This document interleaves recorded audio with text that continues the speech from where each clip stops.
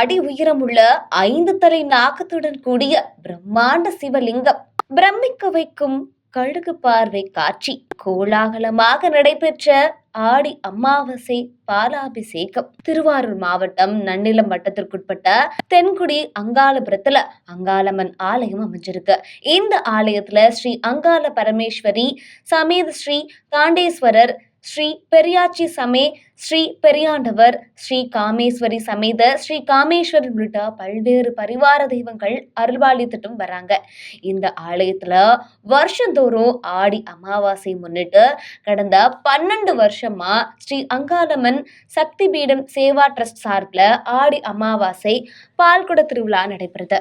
அந்த வகையில இந்த வருடத்திற்கான ஆடி அமாவாசை பால்குட திருவிழா கணபதி ஹோமத்துடன் கோலாகலமா தொடங்கிருந்துச்சு. இந்த திருவிழாவில் முக்கிய நிகழ்வான ஆடி அமாவாசை நாள்ல கோவிலுக்கு வரக்கூடிய திருமலை ராஜன் ஆற்றங்கரையில இருந்து 100க்கும் மேற்பட்ட பக்தர்கள் பால்குடம் எடுக்கும் நிகழ்வு நடைபெற்றது.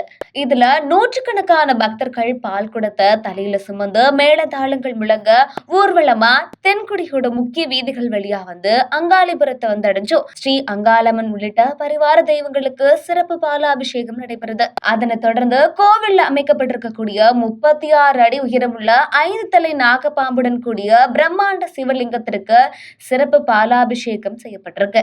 இந்த பால்குட திருவிழாவில் பங்கு பெற்ற பக்தர்கள் எல்லாருக்கும் அன்னதானம் வழங்கப்பட்டிருக்கு.